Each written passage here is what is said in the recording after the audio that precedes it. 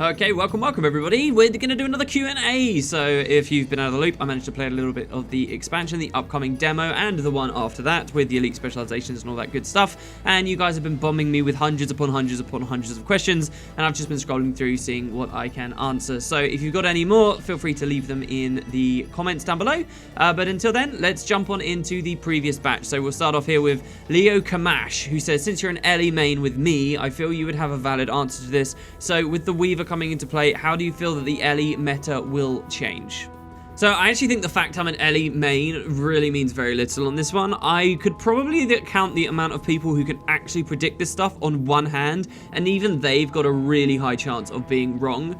The Weaver is, just like with many of the other elite specializations, but especially the Weaver with its complexity, apparently Soul Beast has got a hell of a lot of new skills as well. These things are really difficult to anticipate. You're not going to get any really worthwhile answers where all we have is a bunch of trait tooltips and things. There's so much that goes into this, especially for other, I mean, you just say Ellie meta, I don't even know what area of the game you're talking about. The fact you were non-specific tells me that you haven't quite appreciated how much balance and how many different things can happen here.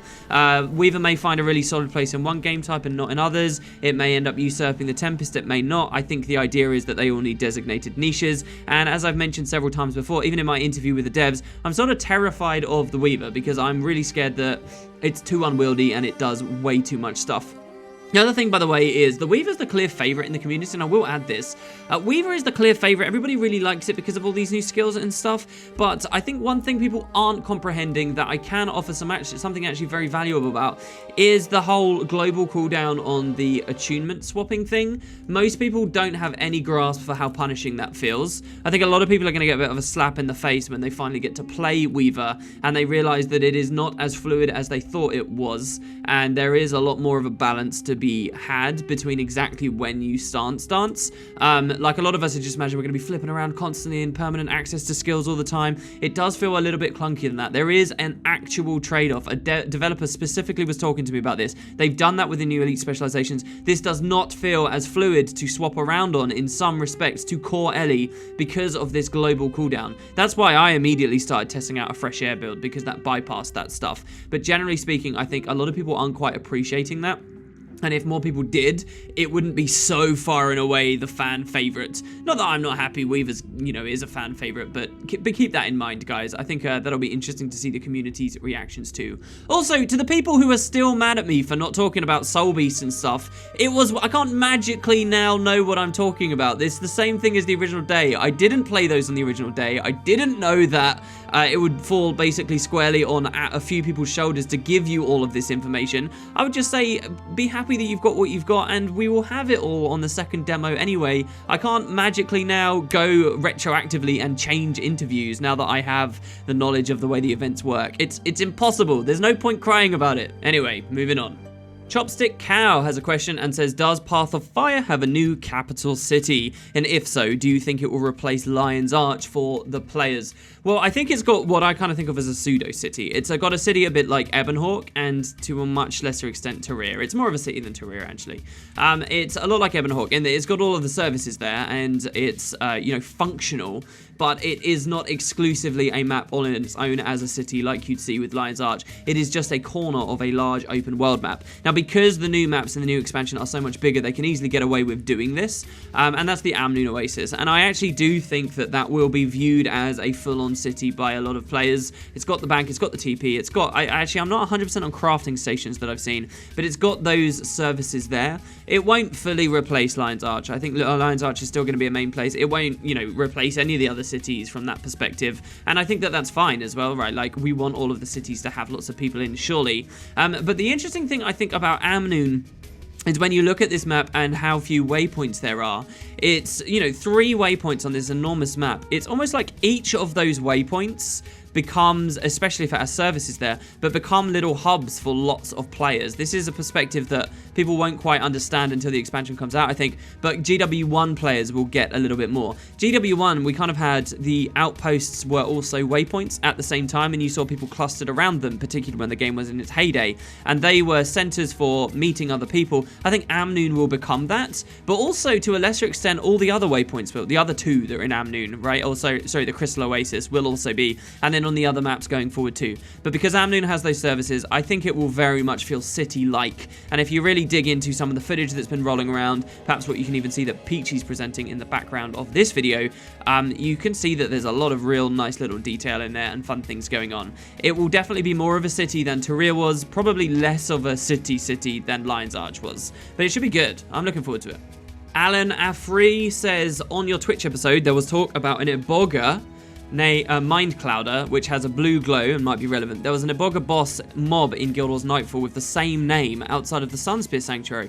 Do you think it's a boss mob like in Guild Wars 1? Oh, the nostalgia. Will bosses make that return, and do you think they will drop rare drops based on their names? I actually think that they are going to a more Guild Wars 1 style thing here with those bounties, right? We saw that bounty thing happen in Guild Wars 1. We saw the named bosses charging around in Guild Wars 1, and I think explicitly the Order of Shadows bounty system that we're seeing in the new expansion is harkening back to that, and we'll touch on that, and I think we will see a lot of cool references. There's actually another really interesting plant boss that was in Vabi in GW1 that I'm interested in for lore reasons they may return to. But yeah, I think we will see this. Will there be green drops? Not necessarily, but I do have a video coming up of Elite Specialization collections for you guys, and you will see that you have to do certain bounties and kill certain bosses for specific drops to get your Elite Specialization collections done, and that's very cool. So I think a lot of those ideas are going to be floating around the new bounty system. It's one of the things I'm most hyped for. Noah Shugart says, hey WP, I was just wondering what your thoughts are on what we might find in the Desolation besides Joko's army. Gets a response from Miriam's there that says Janundu, and I think that's totally true. If people don't know, Janundu are enormous centipede-like worms that burrow through the sands of the Desolation and could just survive in the sulfurous wastes of the Desolation that in GW1 we learned to commune with, to work alongside as transportation through this hostile region of the world. Now, Palawa Joko and his armies could live there because they're undead and they don't need to care about such pesky things as the quality of breathable air. And so the Janundu were like these cool creatures we bonded with. They were one of the closest places that Guild Wars 1 ever got to a kind of a mounting idea. And we saw back in, oh Christ, when was it? Maybe November, or maybe it was a little bit later than that. We saw the developers accidentally released the Janundu worm model into the live Guild Wars 2 client as it hot swap replaced jungle worms in areas of like Caledon Forest and the well, wherever they appeared in Guild Wars 2. It was really, really interesting. They were there for a short time. That was one of our first earliest tip-offs that the next expansion could be taking us back to areas of Alona and the Crystal Desert. The Janundu were awesome. They're totally going to be there. Not only that, but Palawa Joko himself communed with these worms, and they might even be allied with him, which would be very interesting. But what else we might find? Dude, the Desolation is one of the most interesting places in the entire game. This is where Abaddon made his last stand and was cast to the Realm of Torment. It is the place where the two realms were very close to one another. It's where Varesh Ossa 250 years ago pilgrimaged herself, becoming more Marganite-like as she went forward. And we defeated her, and a portal was ripped open to the Realm of Torment.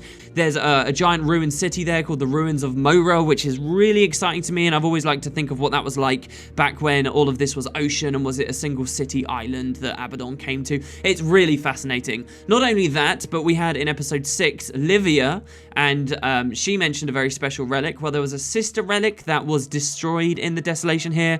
We had Forgotten was still in the Desolation, and the Crystal Desert too, for what it's worth, but there's interesting stuff with that. There's a lot of cool stuff there. There is a lot of cool stuff, and I'm very, very excited to return and see what we might learn in Guild Wars 2. Elias Kamar says, hey WP, do you think we're going to get the Scepter of Ore as a legendary weapon? I actually think, yeah, that's very likely. I think that could be very, very, very cool. We haven't had the Gem 2 Scepter yet. We know that those are going to release with Living World updates after the expansion comes out. If the Scepter of Ore, which was alluded to in a recent patch, is now going to have a place in the expansion, which would work, it would explain why it was sort of shoehorned in episode 6. If it's going to have some role to play in the struggles in the desert, or even slightly after, they can totally give that to us as a legendary right off of the heels of the expansion, or at some point early in season 4. I'm actually thinking it's incredibly likely. I always feel like the Scepter of Ore should be too powerful of an artifact to wield or whatever, but they did it with the Flameseeker Prophecies, and for that reason, the Flameseeker Prophecies were really fun, so why not go for it? So Nevertell asks a question, says, so wait, does that mean you can leap up into the air on your bunny mount, dismount, and trigger your full damage trait? To which Florian H responds saying, I've heard that the full damage traits are becoming a part of the upcoming balance patches, as in they cease to exist. Well, by the time this video goes up, you guys might have already seen the balance patch. It's actually about 5 o'clock, right, as the patch should be going live as I speak to you now. But the way that this will work is the full damage traits are being rolled, I think, into other traits. So I at least saw with Warrior that Death from Above, which is their one, that's getting rolled into peak performance, which affects their physical skills. So they get it all at once, and a new trait has been added in the space that was created. So they do still exist. They are still there. And yes, Nevertell, what you described, jumping into the air, dismounting, and then gliding forward a bit, and then maybe triggering your full damage trait at the end, all of that works. Yes, it all rolls into one another beautifully, as far as we know. Ian Tomlin says, I have a question. Is Doombox first place in the competition? Lol. I saw him upload and I was like, well, can't compete against that master editor.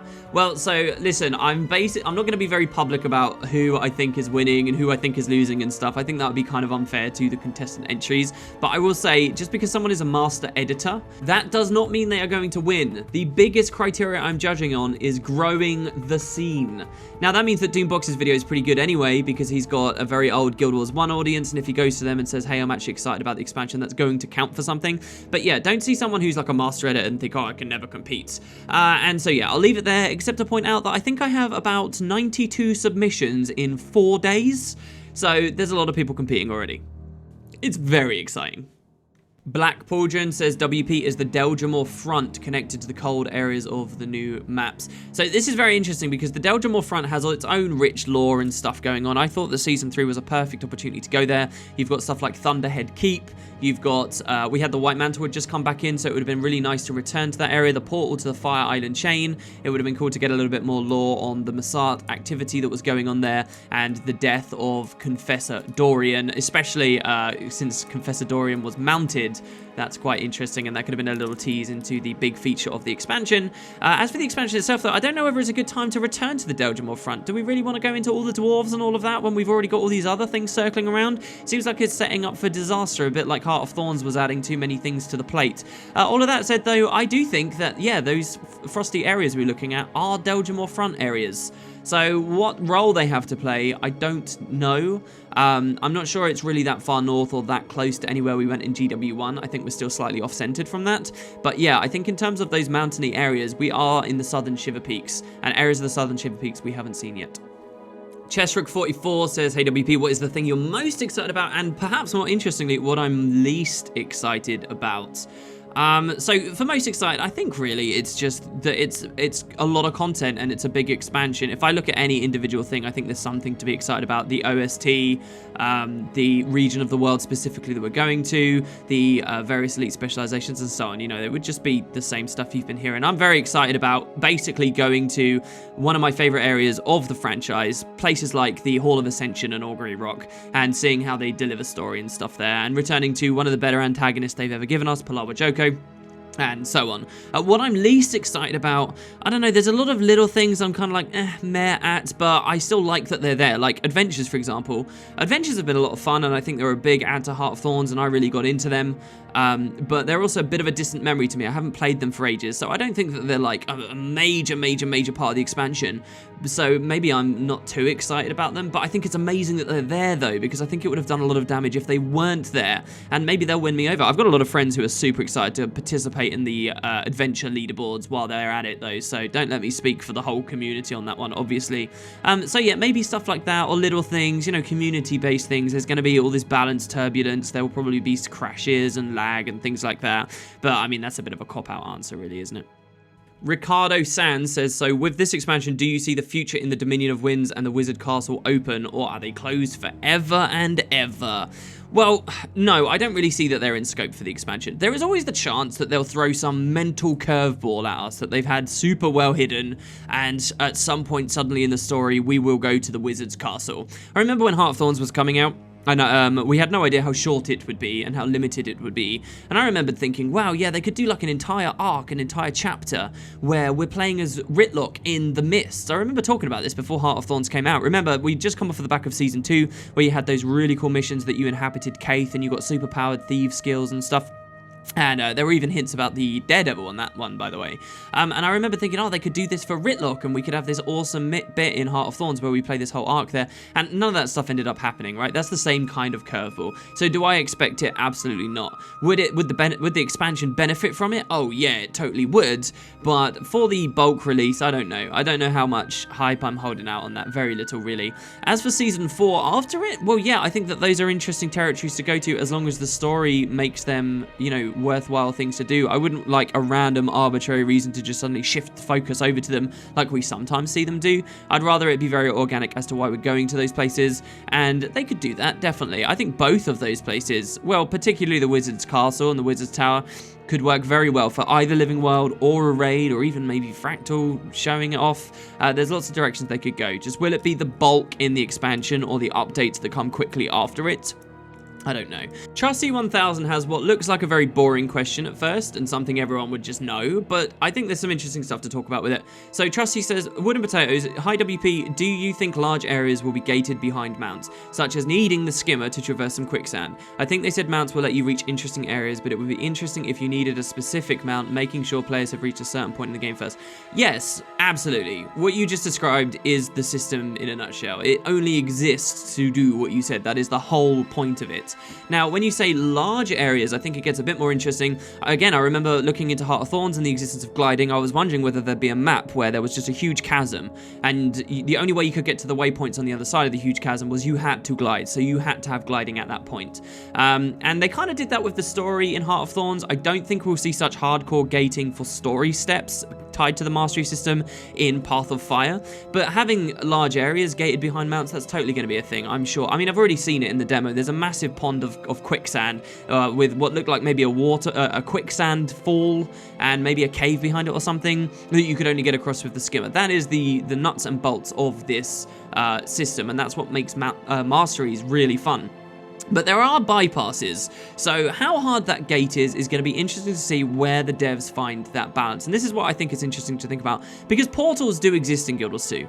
Again, let's take it back to the start of Heart of Thorns. We had Drytop come to the game, and Drytop did this interesting mechanic with its dynamic events where it gated off areas of the world with vine walls. And the really weird thing that the devs did there was they disabled portaling in that area. If you tried to port someone beyond a vine wall so you didn't have to do the dynamic event, it like failed. The portal wouldn't work. It was like a thing they put on. And I remember leading into Heart of Thorns thinking, oh, well, look, they've done this in Drytop, and clearly they're going to reuse this all the time in the expansion. They're not going to let people port across that chasm. They're instead going to, implement this little bit of tech. And that never really happened anymore. Think of a lot of the gates in Heart of Thorns, the Burnisher Quarry, anywhere you have to ley line glide specifically, you can nearly always just have a Mesmer port you through. Or failing that, there are obviously TPs to a friend, and there's going to be other teleportation mechanics coming with the upcoming Elite Specializations too, right? So TPs to a friend particularly really break this stuff. So unless they're gonna like really change the way that works, I think you won't find any super crazy hardcore gates. And a lot of this doesn't matter anyway, because people will get the mounts, they will train those as masteries, and then they'll be done with it, and you won't even really think about it too much after that. And you won't have to rely on the portals and the waypoints unless you're leveling alternate accounts for extra loot and things, which is a pretty profitable thing to do. So yeah, I think it's interesting to see where that balance is going to be. I love the idea of large areas being gated off. I love the idea that when we hit map 2 and we need the jumping mount, that there is just this massive cliff, and you cannot get onto the map properly. You cannot get the waypoints on the map properly without climbing up it using the mount. But people will portal and they will use TPs to a friend and stuff as the game currently exists, and that kind of undermines it a little bit. Elias Frycolm says, isn't Balthazar supposed to drain the powers from the dragons? Why are people worried that Tyria will overcharge with magic when we have someone to absorb it? Excellent question. Talked about this on a stream recently, and I think that the game so far has done a terrible job answering that. Because the weird thing is, it's like, yeah, if Balthazar is taking it, we're not really scared of the Oblivion storyline, because someone will take that magic. What we're actually, and we're not really scared of this unbalanced thing and unbound magic everywhere. We're just kind of concerned that Balthazar will do badly with all of that power.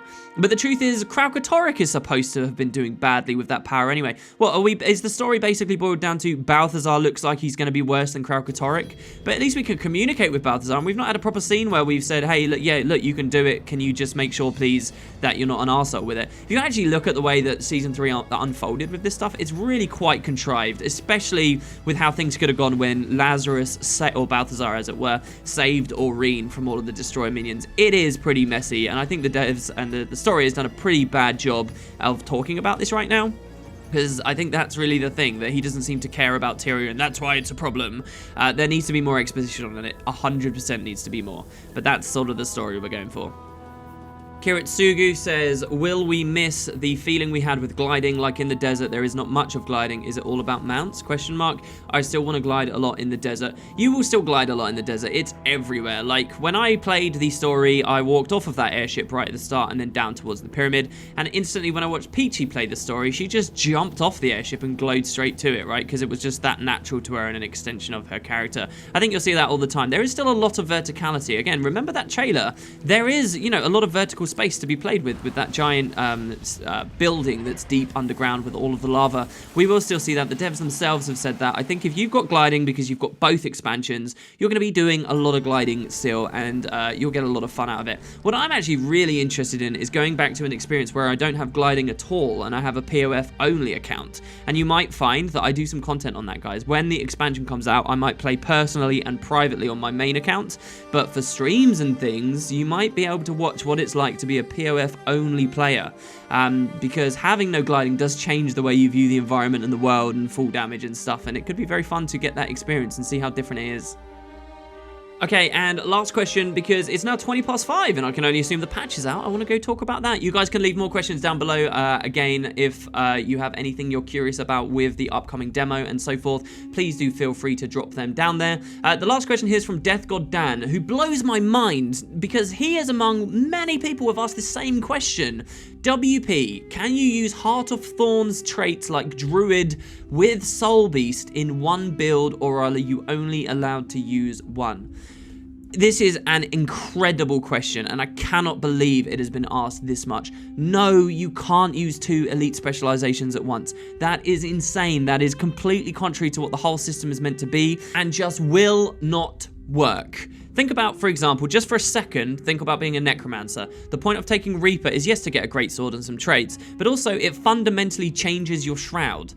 You can't be that and also a Scourge, which means you lose your Shroud. Which one do you get? Do you keep the Reaper Shroud, or do you get... It just doesn't work, guys. Think about any of the elite specializations. It doesn't work. The design of the elite specializations can be so much more extreme and interesting when they know you will only have one. And I think the build craft, ultimately, when we have 2 or 3 different elite specializations to choose from, will be that much stronger too. Letting everyone have everyone at once just makes us all amorphous blobs and uninteresting builds. Trust me, you think you might want this, you don't. Elite specializations one at a time is what it's always designed to be from the ground up, and it's crazy to me that someone can understand what an elite specialization is and still wonder this question.